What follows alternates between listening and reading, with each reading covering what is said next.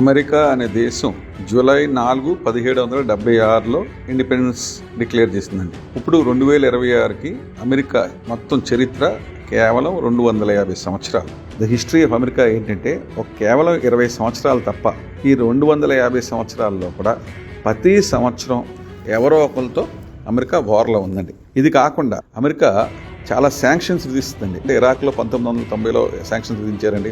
ఇరాన్లో banking and medicines మీద sanctions విధించారు. వెనెజువేలాలో 2017లో శాంక్షన్స్ విధించారు. ఆంక్షలు మట్టింది.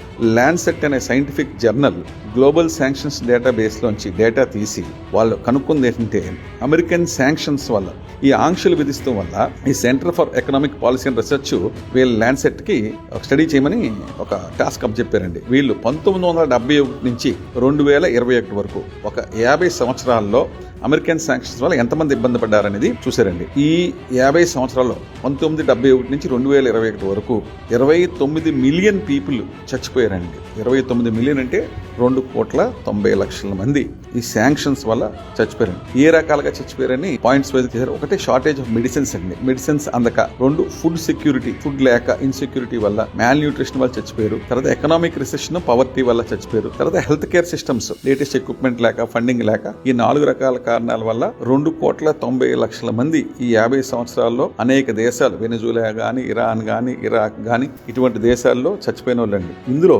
51% 5 సంవత్సరాల లోపల ఉన్న పిల్లలండి. మిగతా వాళ్ళందరూ 60 నుంచి 80 ఉన్న వృద్ధులు. సో యావరేజ్ సంవత్సరానికి 5,60,000 మంది అమెరికన్ శాంక్షన్స్ వాళ్ళు చచ్చిపోయారండి. 2021 సంవత్సరంలో మటుకు 8 లక్షల మంది చచ్చిపోయారండి. So this is the history of American sanctions. మీ అందరికీ అమెరికా హిస్టరీ గురించి, అమెరికా శాంక్షన్స్ గురించి అర్థమైంది కాబట్టి అమెరికన్ ఎకానమీ ఎందుకు డిఫెన్స్ మీద ఉంది, వాళ్ళు డిఫెన్స్ మీద ఎందుకు ఖర్చు పెడతారు, ప్రపంచాల మీద ఆధిపత్యం ఎలా సంపాదిస్తారు, ఈ శాంక్షన్స్ అనే వెపన్ ఎలా వాడటం వల్ల ఎంతమంది పిల్లలు, వృద్ధులు చచ్చిపోతారో మీకు అర్థమైతే దాన్ని మీరు గుర్తుంచితే అమెరికా ఎంత గొప్ప దేశం అందరికీ అర్థమవుతుంది.